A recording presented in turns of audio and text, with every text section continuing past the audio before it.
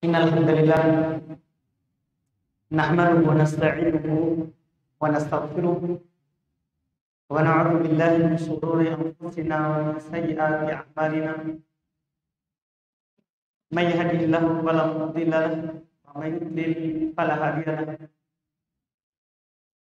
Asyhadu an la ilaha illallah wahdahu la syarika lahu wa asyhadu anna Muhammadan 'abduhu wa rasuluh sallallahu alaihi wa ala alihi wa sahbihi wa man tabi'ahum bi ihsan ila yaumiddin, amma ba'd. Al-ikhwan wal akhwat jamaah salat maghrib rahimani wa rahimakumullah.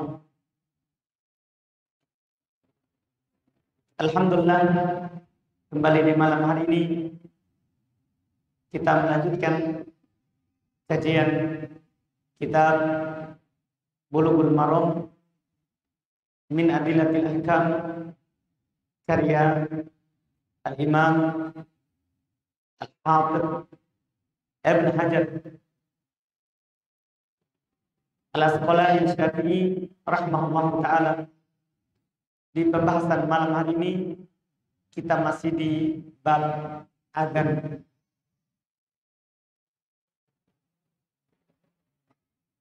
Kita akan baca hadis 177 dan setelahnya terkait dengan adzan di sholat Id, apakah ada atau tidak ada adzannya. Kata beliau rahimahullah, wa Jabir bin Samurah radhiyallahu ta'ala anhu qala shallaitu ma'an nabi sallallahu alaihi wasallam al-idain ghairu marratin wala marratain bi ghairi adanin wala iqamatin. Rawahu Muslimun wa nahwuhu fil muttafaqi alaihi an Ibnu Abbas radhiyallahu ta'ala anhuma wa ghairihi. Kata beliau dari Jabir bin Samurah radhiyallahu ta'ala anhu, beliau berkata, saya sholat bersama Nabi sallallahu alaihi wasallam dua Id, yaitu Idul Adha dan Idul Fitri. Bukan sekali, bukan pula dua kali, artinya banyak kali. Saya sholat bersama Nabi sallallahu alaihi wasallam tanpa adzan dan tanpa iqamah. Ini kata Jabir Ibn Samurah menggambarkan bagaimana Nabi SAW melaksanakan sholat Id. Dia berkata, seringkali beliau sholat bersama Nabi di Id tanpa adzan, tanpa iqamah. Semisal dengannya, ini riwayat Imam Muslim, semisal dengannya riwayat Imam Al-Bukhari dan Imam Muslim dari Ibn Abbas radhiyallahu ta'ala anhuma dan selainnya. Artinya hadis ini banyak sahabat yang menukil semakna dengannya, bahwa Nabi SAW melakukan sholat Id, apakah Idul Fitri ataupun Idul Adha, tanpa adzan dan tanpa iqamah. Berkata Imam Nawawi rahimahullah dalam syarah Sahih Muslim ketika belum mensyarah hadis ini, fi hadza dalilun ala annahu la adzan wala iqamah lil Id wa huwa ijma'ul ulama al-yawm wa huwa al-ma'ruf min fi'lin nabi sallallahu alaihi wasallam wal khulafa'i wal ar-rasyidin. Kata beliau, pada hadis ini terdapat dalil bahwasannya tidak ada adzan, tidak ada pula iqamah untuk sholat Id. Ini berdasarkan kesepakatan ulama pada hari ini. Dan dialah yang dimaklumi, dikenal dari perbuatan Nabi SAW dan para ulama setelah beliau. Ini juga yang dinukil oleh Al-Hafidz Ibnu Rajab Al-Hambali rahimahullah. Beliau berkata, wala khilafa baina ahli al-ilm fi hadha. Tidak ada perselisihan antara ahli ilm dalam masalah ini. Wa anna Nabi sallallahu alaihi wasallam wa Abu Bakar wa Umar kanu yusalluna al-Eid bi ghairi adzan wala iqamah. Kata Imam Ibnu Rajab, tidak ada perselisihan antara ahli ilm dalam masalah ini. Bahwasanya Nabi sallallahu alaihi wasallam, Abu Bakar, Umar, mereka sholat Id tanpa adzan, tanpa iqamah. Dan belum berkata, qala Malik, berkata Imam Malik, tilka sunnatul lati la khilafa fiha indana. Wattafaqal ulama'u ala anna al-adzana wal iqamata lil idaini bid'atun wa muhdatsun. Belum tegaskan kalau misalnya ada yang melakukannya. Belum berkata Imam Malik, itulah sunnah. Dari sunnah yang tidak ada perselisihan padanya di sisi kami. Dan sepakat ulama bahwasanya adzan dan iqamah untuk 2 hari raya ini, kalau ada yang melakukannya, maka itu adalah bid'ah dan perkara baru. Ini ucapan dari Imam Malik rahimahullahu ta'ala, dinukil oleh al-Imam Ibnu Rajab rahimahullah. Saya kira mungkin jelas masalah adzan dan iqamah pada sholat Id itu tentunya tidak disyariatkan, Kemudian setelah itu membawakan hadis berikutnya, wan Abi Qatadah radhiyallahu ta'ala anhu fil hadits at-tawil fi naumihim 'anis shalah.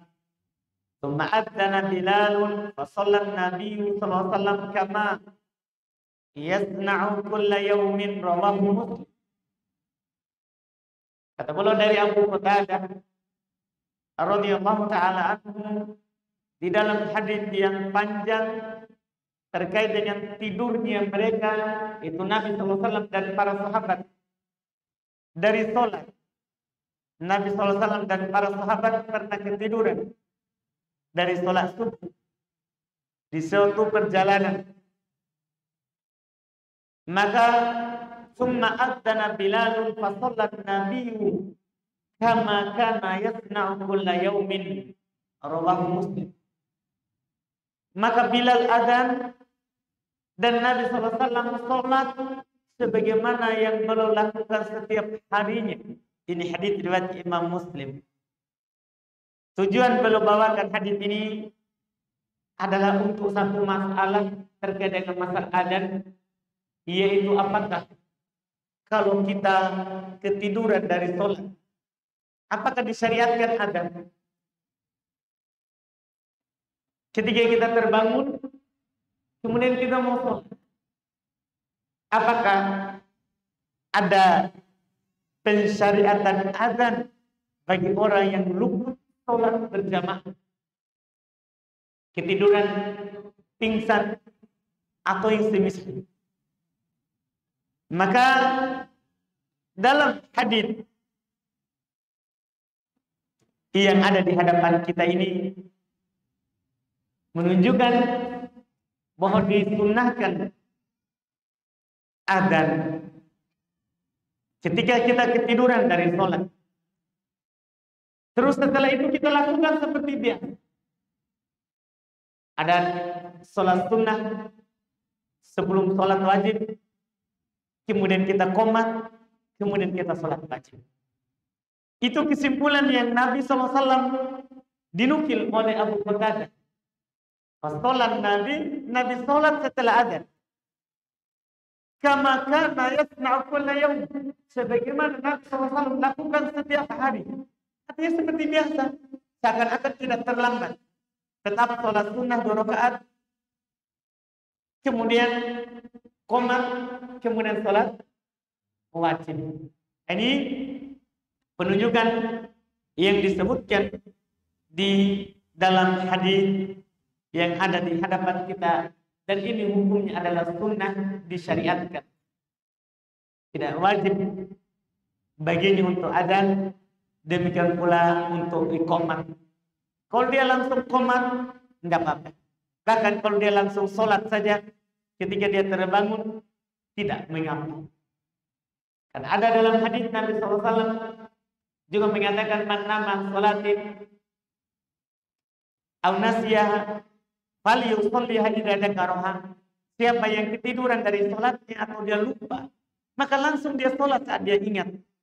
Langsung dia salat saat dia ingat. Ini yang disebutkan terkait dengan hadis yang belum sebutkan. Terus karena hadis tadi itu Nabi ketiduran saat safar, dan Nabi SAW tetap azan terkait dengan hal tersebut.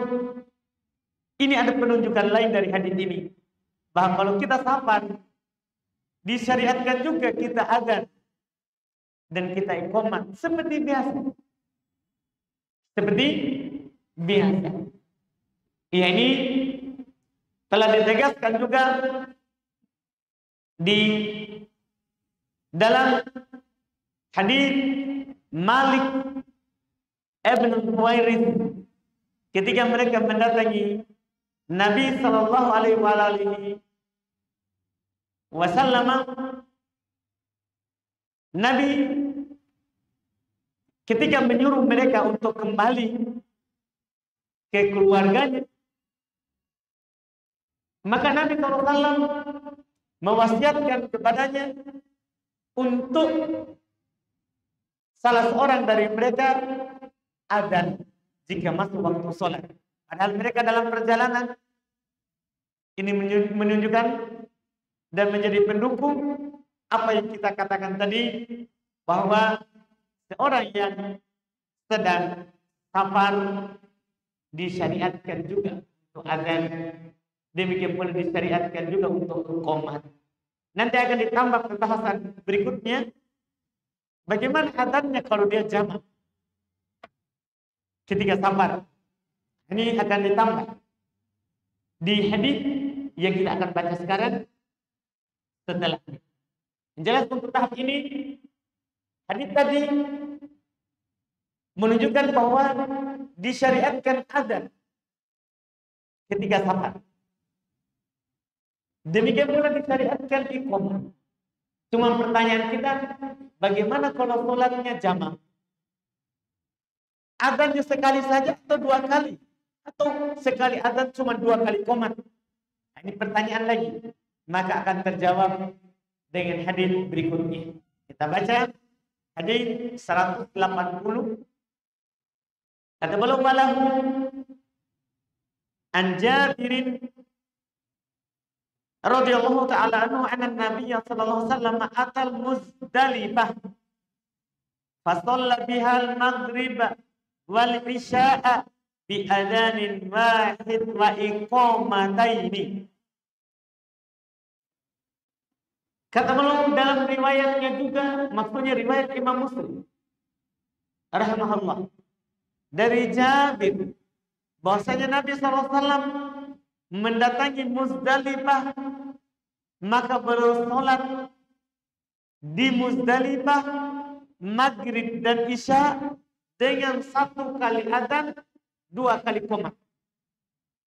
Maksudnya adzan di waktu maghrib, kemudian qomat untuk maghrib, bangkit untuk sholat isya jamak, belum qomat lagi. Ini satu kali adzan, dua kali qomat. Walahu juga dalam riwayat Imam Muslim an Ibnu Umar radhiyallahu taala an, dari Ibnu Umar radhiyallahu taala an, jama'a bainal maghribi wal isya'i bi iqamatin wahidatin. Bahwasanya dia menjamak sholat maghrib dan isya dengan satu kali qomat. Dengan satu kali qomat. Ini berbeda dengan yang tadi yang dinukil dari Jabir riwayat Muslim. Ini riwayat Muslim juga, tapi dari Abdullah bin Umar. Wazada Abu Daud, dan ditambah oleh Abu Daud likulli sholat. Maksudnya dalam hadis Ibnu Umar tadi itu, dia jamak maghrib isya dengan satu kali qomat likulli sholat. Begitu maksudnya lanjutannya. Untuk setiap sholat. Berarti tidak bertentangan dengan hadis Jabir radhiyallahu taala. Hanya saja tambahan Abu Dawud ini dhaif karena menyelisihi riwayat Imam Muslim. Juga dia diriwayatkan dari jalur Utsman ibn Umar, dari Ibn Abi Dhi'ib, dari Az-Zuhri, dari Salim, dari abinya yaitu Abdullah bin Umar, ya, dari Abdullah ibn Umar, dan mereka sebutkan ya dalam jalur sanad Utsman ibn Umar dari Ibn Abi Dhi'ib terdapat kelemahan. Dan ini dihitung juga sebagai hadis yang syadz karena menyelisihi riwayat yang lebih kuat dari ini. Riwayat yang lebih kuat dari ini. Iya. Kemudian wa riwayat lahu walam yunadi fi wahidatin minhuma. Dalam riwayat juga untuknya, maksudnya dalam riwayat Imam Abu Daud tidak adzan pada salah satu dari keduanya. Artinya ini riwayat menyelisih sekali yang pertama tadi. Tadi satu kali adzan, dua kali qomat. Kemudian dalam riwayat Muslim dari Ibnu Umar, satu kali qomat untuk dua kali sholat. Ditambah oleh Abu Dawud tanpa adzan. Ini dhaif. Ini tentunya dhaif. Lebih mending yang tadi tambahan bahwasanya dia qomat satu kali untuk setiap dua kali sholat. Itu lebih mending. Sebagian ulama mengatakan sanadnya sahih. Tapi riwayat yang terakhir ini tanpa adzan, ini sangat jauh. Ini riwayat yang dhaif. Ini riwayat yang dhaif. Ini hadis yang beliau sebutkan ini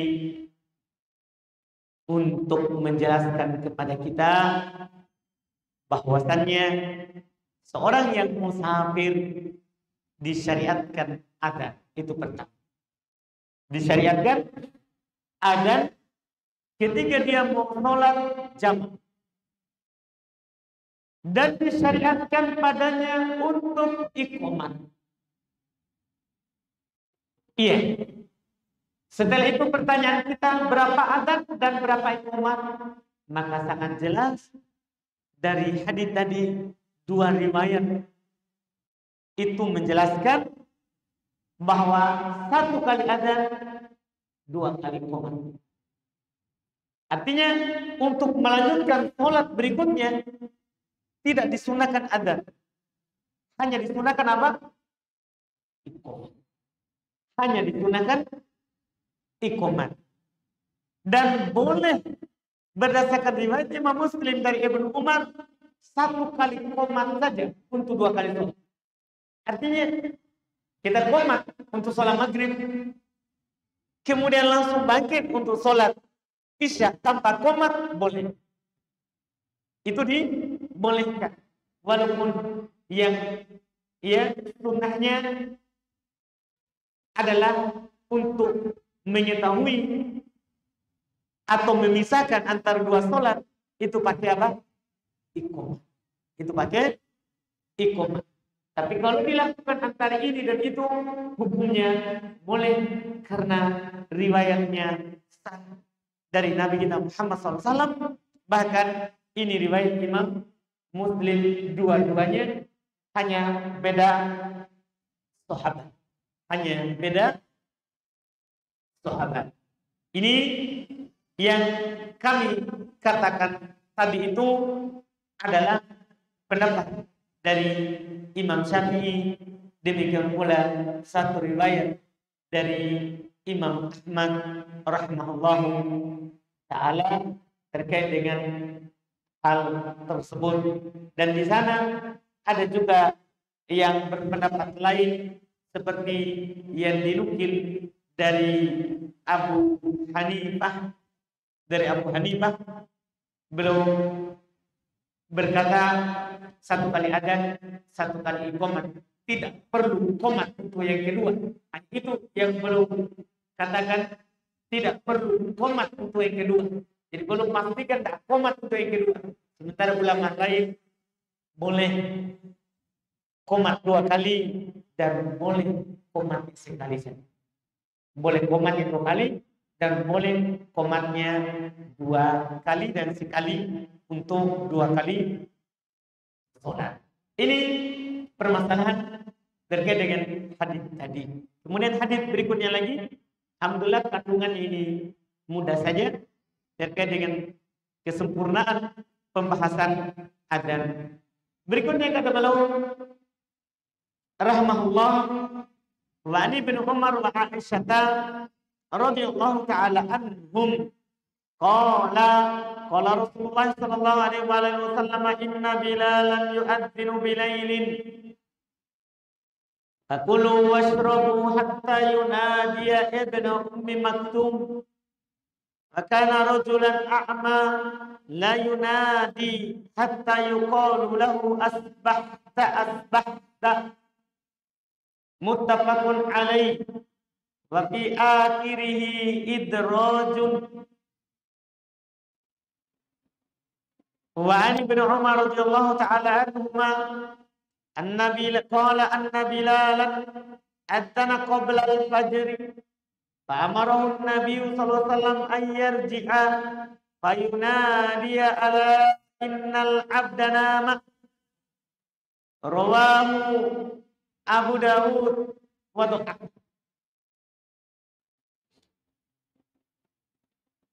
Kata beliau rahmatullah dari Abdullah ibn Umar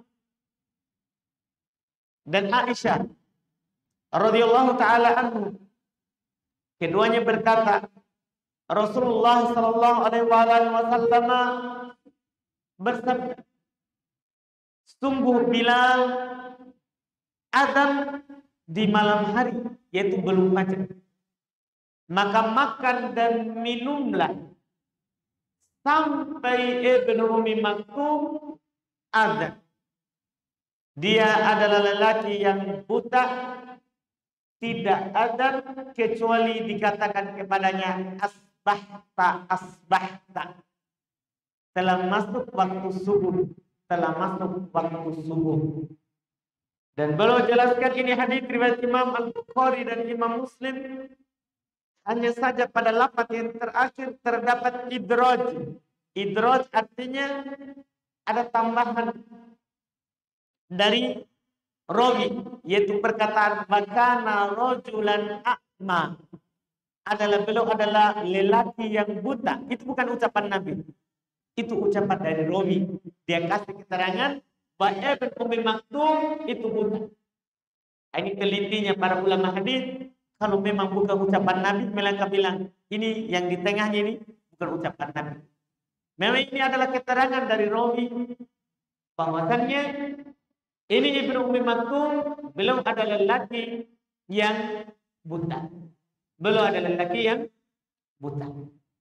Dari Ibnu Umar bahwasanya Bilal adzan sebelum subuh, maka Nabi SAW memerintahkannya untuk kembali dan menyeru ala innal abdana, ketahuilah sesungguhnya seorang hamba telah tidur. Ini diriwayatkan oleh Imam Abu Dawud tapi dhaif, dan memang hadisnya adalah hadis yang dhaif. Ini lafaz yang kedua. Kita cukupkan dengan lafaz yang pertama, karena lafaz yang pertama jelas terkait dengan fikih yang kita akan ambil. Hadits ini, riwayat yang kita dengarkan tadi, adalah terdapat tambahan dari pembahasan adzan subuh. Kita sudah bahas sebelumnya, ketika ada riwayat sebelumnya mengucapkan as-salatu khairum minan naum, sudah kita bahas adzan. Ini menegaskannya bahwa khusus adzan subuh itu terdapat dua adzan. Banyak kaum muslimin sekarang meninggalkannya, bahkan asing dari sunnah ini, merasa aneh kalau ada adzan 2 kali di waktu subuh. 2 kali di waktu subuh. Di sini Nabi SAW katakan, bila adzan itu di malam hari, maksudnya belum masuk waktu, maka makan dan minumlah. Ini terkait dengan orang yang berpuasa. Kalau Bilal adzan, maka masih boleh makan dan minum. Nanti sudah tidak boleh kalau Ibnu Ummi Maktum ada. Dan di waktu subuh ada 2 kali adzan. Adzan pertama dan adzan yang kedua. Adzan yang pertama dan adzan yang kedua. Dan disyariatkannya 2 kali adzan di subuh. Ini disebutkan oleh para ulama kita terkait dengan pensyariatannya. Ini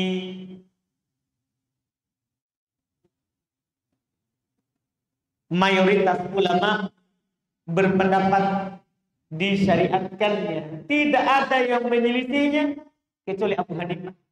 Dan mereka katakan mungkin tidak sampai kepada belum dalil bahwa di masa Nabi SAW ketika subuh ada 2 kali adzan. Karena memang keadaan dari Abu Hanifah rahimahullah ta'ala belum banyak menyelisih mayoritas, karena sedikitnya dalil yang sampai kepada belum, seringnya belum beramal dengan kias. Karena sedikit nas yang belum punya, maka belum beramal dengan kias. Bahkan yang paling terkenal menggunakan kias itu adalah madhab Hanafiyah. Adalah madhab Hanafiyah. Ini dalam masalah ini dia menyelisihi mayoritas ulama dengan pendapat tidak boleh adzan 2 kali di waktu subuh. Dia menyelisih madhab Malikiyah, Syafi'iyah, Hanabilah. Ini kita ingatkan, kalau kita di negeri ini adalah madhabnya Syafi'iyah, seharusnya 2 kali adzan semua masjid di waktu subuh. Karena madhab kita adalah madhab apa? Syafi'iyah. Itu yang mereka katakan. Itu yang mereka katakan. Madhab Syafi'iyah.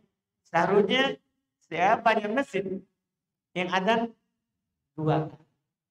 Yang adzan 2 kali di waktu subuh. 1 adzan sebelum masuk waktu, yang kedua adzan setelah masuknya waktu. Berapa kadarnya antara 2 adzan itu? Maka disebutkan oleh sebagian Syafi'iyah, di antaranya Al-Imam Al-Baihaqi. Demikian pula ini yang disebutkan oleh Syekhul Islam Ibnu Taimiyah. Disebutkan juga oleh Al-Imam Asy-Syaukani rahimahullahu ta'ala, bahwasannya adzan pertama itu mendekati adzan subuh. Tidak jauh jaraknya. Tidak jauh jarak. Dalam hadis riwayat Imam Al-Bukhari dan Imam Muslim, Aisyah radhiyallahu taala anha menyebutkan jarak antara adzannya Bilal dan adzannya Ibnu Ummi Maktum. Dia berkata, walam yakun bainahuma illa ayyanzil hada wa yarqa hada. Tidak ada antara keduanya kecuali hanya sekedar naik, kemudian turun yang satu, kemudian naik yang satu lagi. Maksudnya jarak antara adzan pertama dan adzan kedua itu tidak terlalu lama.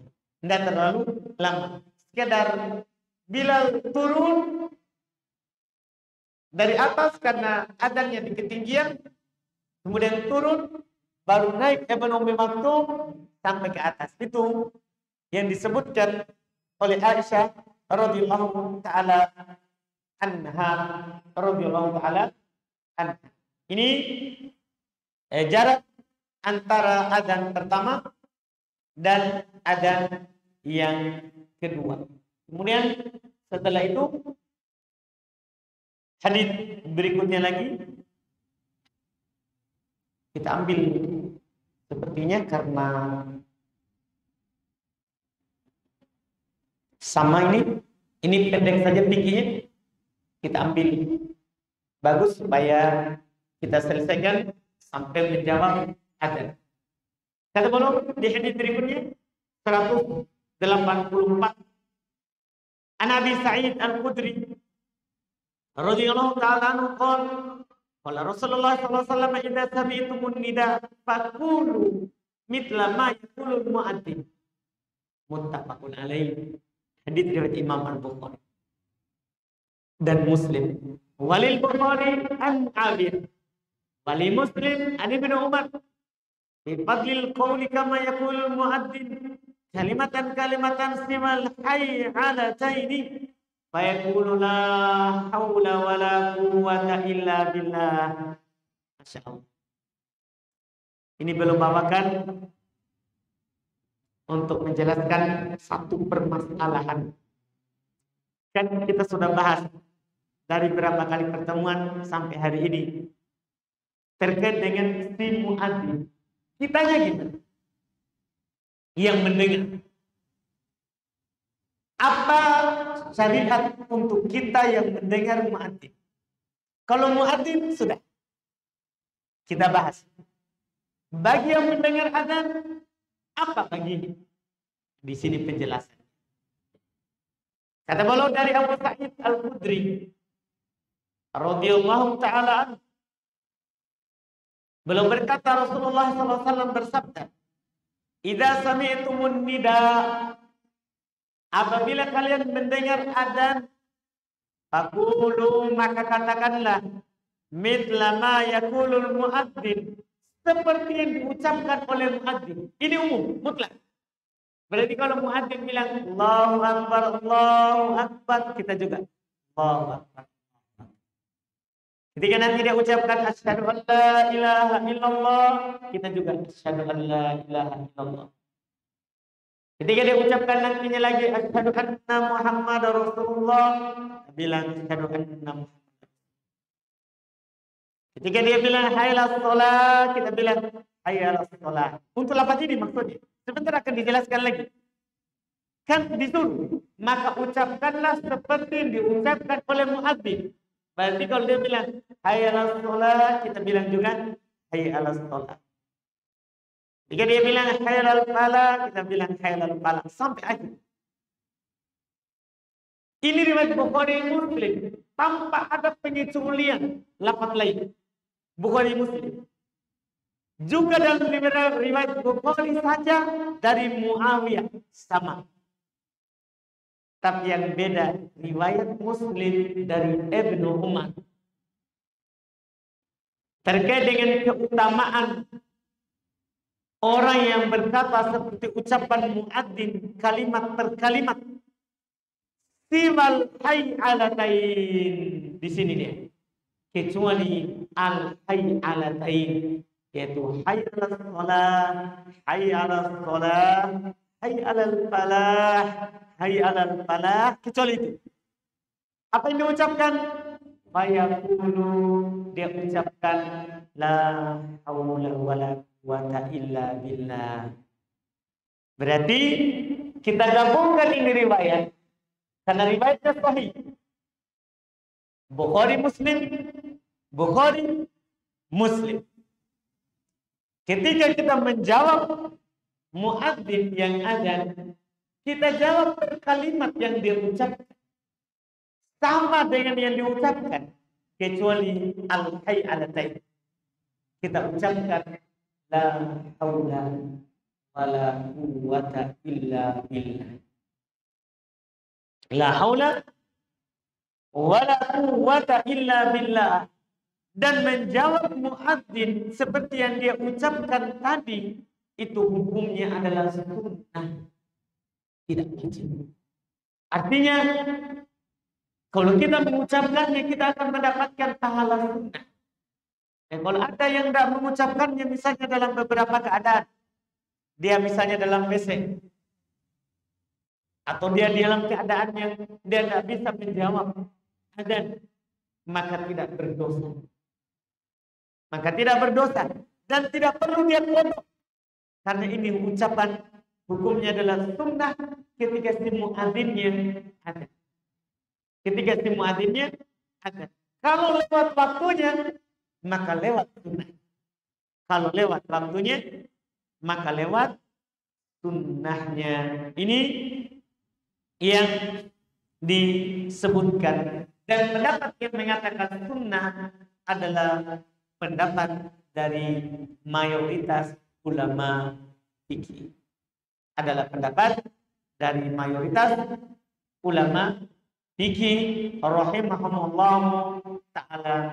Ini saya kira jelas termasuk as-salatu khairum minan naum ya.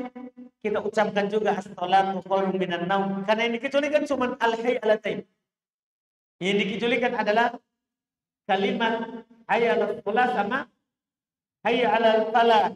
Yang kita ucapkan la haula wala quwwata illa billah. Berarti semuanya termasuk kalimat as-salatu khairum minan naum. Di waktu subuh kita ucapkan juga apa? As-salatu khairum minan naum. Tidak mengucapkan ucapan yang lain karena tidak ada yang sahih dari Nabi kita Muhammad sallallahu alaihi wa ala alihi wasallam. Ya, ala alihi wasallam. Ini alhamdulillah sudah cukup yang kita ambil di hari ini. Lumayan banyak hari ini. Banyak hadisnya karena fikih yang terkandung itu tidak terlalu banyak, hanya sedikit. Sisa beberapa hadis lagi terkait dengan adzan, ya. Nanti pembahasannya paling terakhir adalah terkait dengan doa setelah adzan. Doa setelah adzan itu paling terakhir. Mudah-mudahan bisa diselesaikan pertemuan yang akan datang insyaallah taala. Karena sisa hadis-hadis yang menyempurnakan masalah adzan supaya kita masuk di bab yang baru, bab syaratnya sholat.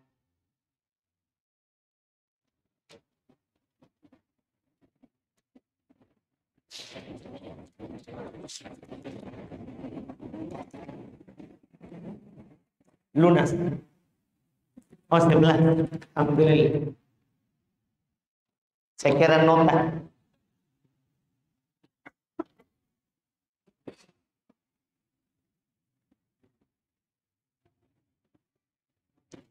Izin bertanya, Ustaz. Jika saya bertempur dengan istri, aduh, seperti perang saja ini. bertempur, cerita judulnya. Perang ini, Pak. Jika saya bertempur dengan istri setelah sholat subuh, bolehkah menunda mandi wajib nanti mau Jumatan baru mandi? Atau saya mandi wajib saja dulu, nanti sebelum Jumatan saya bertempur lagi agar bisa mandi wajib lagi? Subhanallah. Iya. Boleh dua-duanya. Boleh dua-duanya. Kalau kita bertempur pun di malam, kemudian kita mandi dan itu sudah mandi Jumat, boleh.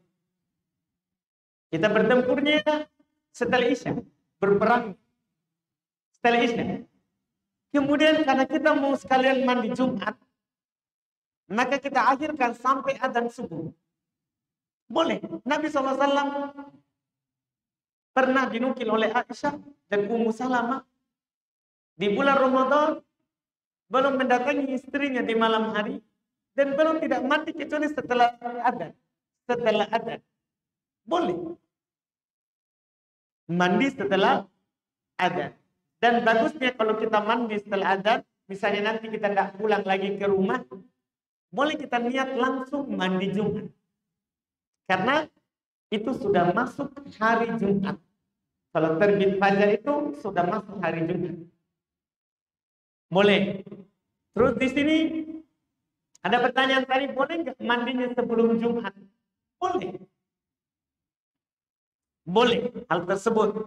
Dan kalau langsung kita mandi pagi, karena pertanyaan tadi mandi pagi setelah berhubungan, kita niatkan juga mandi Jumat, boleh. Kan tidak perlu kita bertempur lagi.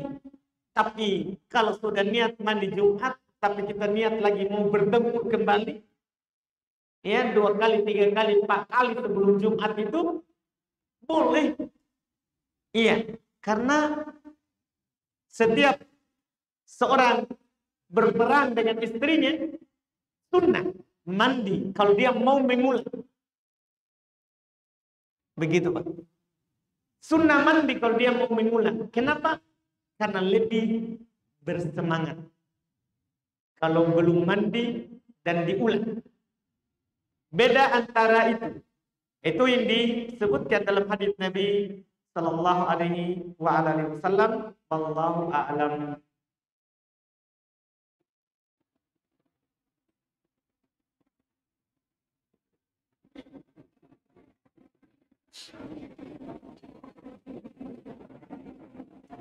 Ini ada pertanyaan, hukum utang piutang wajib dibayar.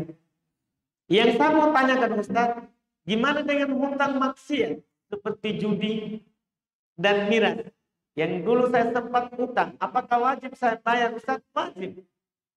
Artinya kita hutang sama orang untuk main judi, untuk main minum miras, wajib kita bayar. Hutang, walaupun hutang maksiat, karena tidak gugur haknya. Dosanya gugur dengan tobat. Dosanya. Tetapi terkait dengan hak sesama, itu gugur dengan kita kembalikan. Itu akan gugur dengan kita kembalikan. Dan kita kembalikan. Iya. Kalau begini nanti alasannya berarti kalau kita mencuri, tidak perlu dikembalikan barangnya. Cukup bertobat saja. Tidak. Dia bertobat dan kembalikan barang yang dia curi. Sama juga dengan hutang yang saat itu dia lakukan untuk bermaksiat.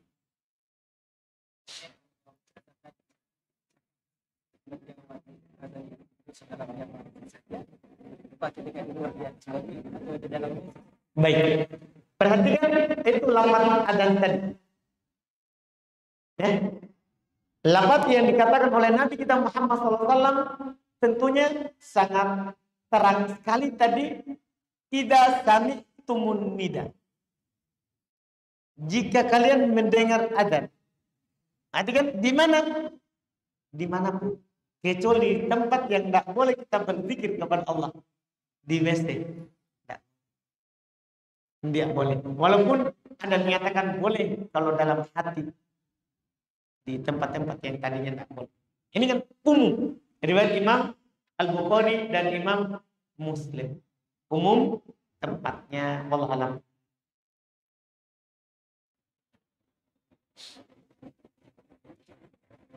Apa Ustaz? Bolehkah memberikan syarat tidak ingin dipoligami sebagai syarat sahnya pernikahan? Boleh. Seorang akhwat ketika ada yang melamarnya, ingin menikahinya, boleh dia bilang dengan syarat saya tidak mau dipoligami, tidak mau dimadu. Boleh. Tidak ada larangan. Iya, tidak ada larangan. Dan nanti kalau suaminya berpoligami, maka batal pernikahannya. Tertalak dengan sendiri. Tertalak dengan sendiri. Iya, karena dia tidak memenuhi syarat yang dipersyaratkan. Tidak memenuhi syarat yang dipersyaratkan. Yaitu, wallahu a'lam.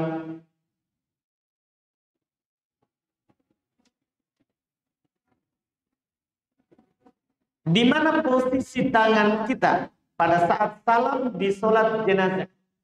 Ya, di sholat jenazah kan posisi tangan sama dengan sholat wajib. Yaitu di dada, atau di perut, atau di bawah pusat, atau di pusat. Bebas. Posisi. Ketika salam, ya masih di situ.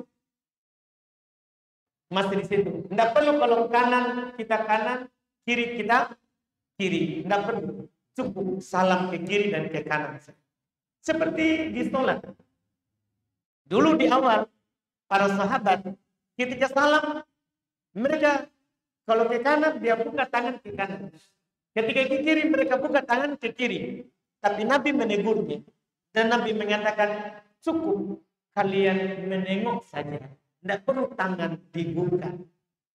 Tidak perlu tangan dibuka. Maka sholat jenazah sama dengan sholat wajib. Itu wallahu a'lam. Bagaimana cara mandi junub yang paling afdal? Ini sudah lewat pembahasan kita ya sebenarnya terkait dengan mandi junub, tapi mungkin penanya tidak hadir waktu itu. Cara paling utama ada dua cara. Cara mandinya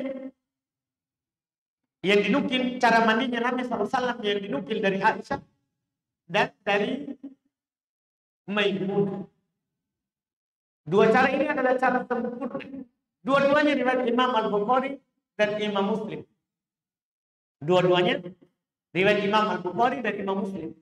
Cara mandi Aisyah mencuci telapak tangan, kemudian kemaluan, setelah itu mencuci telapak tangan dan berwudu dengan wudu sempurna. Wudu selesai semua sampai kaki, wudu seperti mau sholat. Kemudian mengambil air dan menyelai rambut. Sampai kalau dirasa sudah basah, akar atau pangkal rambutnya disiram kepala, siram seluruh badan. Ini dari Aisyah radhiyallahu anha.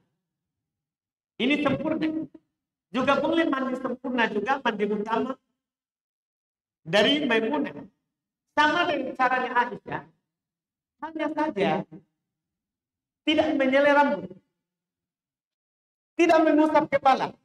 Jadi wudhu, cuci kemaluan, cuci kedua telapak tangan, kumur-kumur, dan masuk air ke hidung, wajah, tangan sampai ke siku. Pas kepala mau diusap, siram kepala. Siram kepala. Langsung, kemudian siram badan, setelah selesai mandi, baru cuci kaki. Kalau mandinya sudah sempurna, selesai, cuci kaki. Jadi kakinya di belakang. Ini mandi juga sempurna. Ini mandi juga sempurna. Ini mandi yang paling afdol. Dua cara tadi itu wallahu alam. Maka boleh kami menambahkan ketika mengucapkan Assalamualaikum Muhammad Rasulullah, kita mengucapkan Assalamualaikum Muhammad Rasulullah dengan nama salawat Ustaz. Untuk mengamalkan di perjumpaan pun rojuli begitu indah begitu tahu kalau misalnya kali menambah salawat Boleh. Bahkan ada hadis lain memang di antara doa azan adalah berselawat kepada Nabi SAW. Ya kan? Kan ada juga lain raditu billahi rabban wa bil islami dinan wa bi Muhammadin nabiyyan.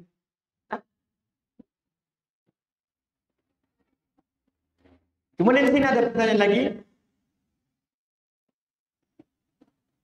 Bagaimana hukumnya kalau kita dibelikan bibit tanaman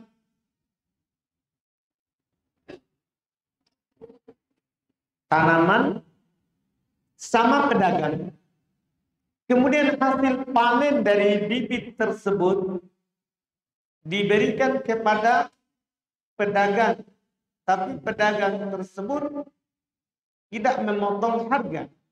Nanti setelah terjual, baru dia tentukan harganya kepada petani.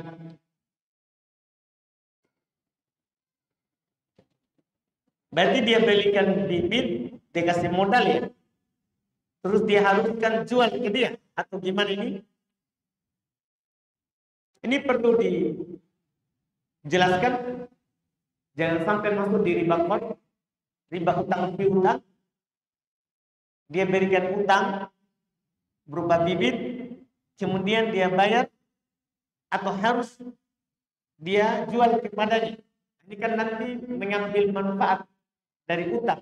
Dikhawatirkan nanti masuk di jenis riba. Dikhawatirkan masuk di jenis riba. Ini harus jelas dulu bagaimana, kenapa sampai dalam 2 menit jamnya sudah menunjukkan waktu tapi belum datang muadzzinnya. Kita salat kopian. Sudah masuk waktu? Tapi belum datang karena belum ada muadzinnya. Boleh. Boleh. Kan qobliyah itu tidak ikatannya dengan adzan. Dan kalau sudah masuk waktu, sudah boleh orang sholat qobliyah. Sudah boleh orang sholat qobliyah. Kan tidak ada harus bilang qobliyah harus sudah ada dulu. Tidak, itu ada, itu menunjukkan masuk waktu. Menunjukkan masuk waktu. Bagaimana hukumnya jika kita melakukan jamak takdim maghrib isya, tapi kemudian kita ikut kembali sholat berjamaah isya dengan niat sunnah? Untuk apa kita lakukan? Kan ini kan berarti kita melakukan safar. Safar kan gugur sholat sunnahnya. Safar itu gugur sholat sunnahnya. Kecuali sholat sunnah sebelum sholat subuh. Nabi tetap lakukan sholat.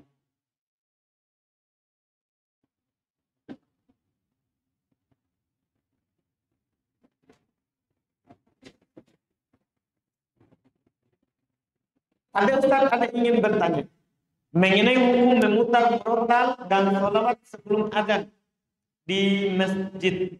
Adakah dalil yang membolehkan atau tidaknya, Ustaz? Kalau dalil yang membolehkannya tidak ada, karena Nabi tidak lakukan, khalifah yang 4 tidak lakukan. Juga sahabat Nabi SAW selain khalifah yang 4 juga tidak lakukan. Ketika mereka tidak lakukan, maka itu tidak disyariatkan. Maka itu tidak disyariatkan. Karena tidak mungkin mereka tinggalkan sesuatu yang disyariatkan. Tidak mungkin mereka tinggalkan sesuatu yang disyariatkan.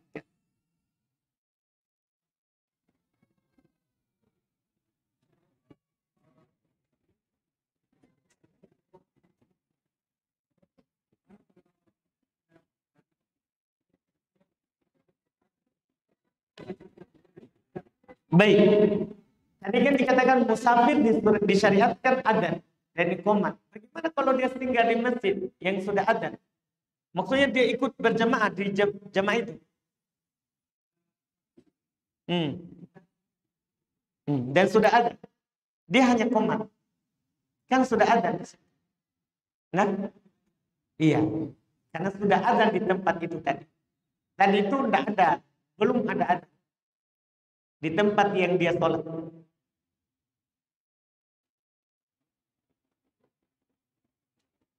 Kemudian pertanyaan berikutnya, bolehkah mengeluarkan atau bayar zakat mal selain uang tunai? Zakat mal di sini apa? Kan zakat mal itu banyak.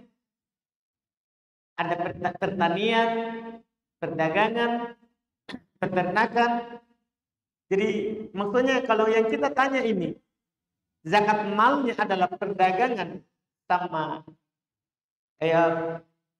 apa namanya harta berupa uang. Memang kita bayar pakai uang, tidak pakai bayar, tidak pakai barang, tidak pakai barang. Dan kalau zakat mal yang diinginkan adalah dari pertanian, syariatnya bayar pakai yang dipanen dari hasil pertanian itu, bukan pakai uang, bukan pakai uang. Demikian pula hewan ternaknya. Kalau zakat mal yang diinginkan adalah hewan ternak, zakat pakai hewan ternak.